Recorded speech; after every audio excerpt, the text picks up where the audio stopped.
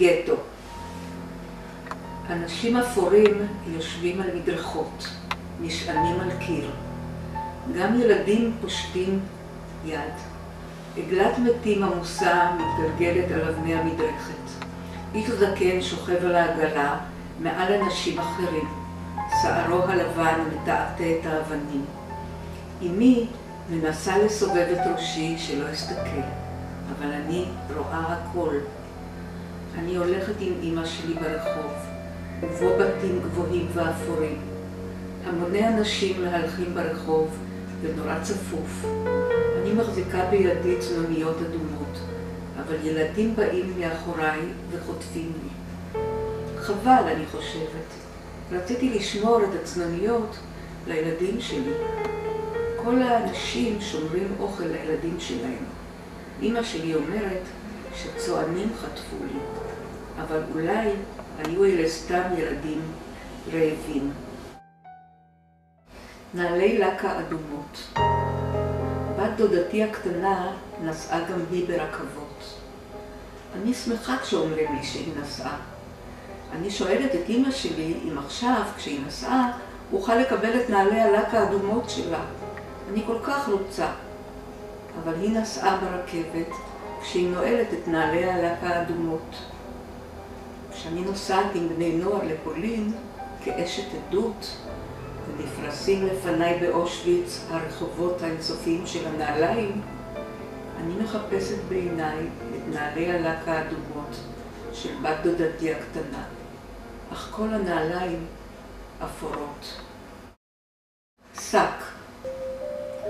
מכניסים אותי לשק וסוגרים. בשק חשוך, אבל יש בו חורים קטנטנים ואני נושמת. מישהו לוקח אותי על הגב והולך, אחר כך נוסע ושוב הולך. מוציאים אותי מהשק אחרי זמן רב, בבית של הפולנים בכפר, שם אסתתר 3 שנים. רחובות ריקים. אנחנו מסתתרים בצד הארי אצל פולנים אחרים, סבתא ונכד.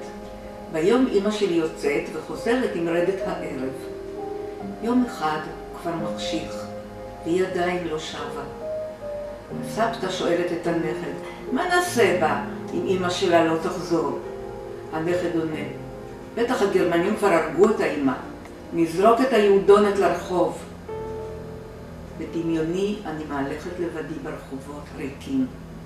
מסביבי בתים ענקיים. הבתים מתנודדים וסוגרים עליי. אני לבד בעולם. הילדה מציירת אבא, אמא וילדה. אין קיר לבית. הרוח נכנס ויוצא כרצונו. אין דלק לבית. מי יבוא? הילדה מציירת. אבא, אמא וילדה. האב עוטה סדין לבן. האם נעלמת. אין תקרה לבית. השלג קולע צמות לבנות לילדה. הילדה מציירת. אין בית לבית. הילדה שלא מרפה, לה ידיים ורגליים דקות, ופצע מכוער בבטן.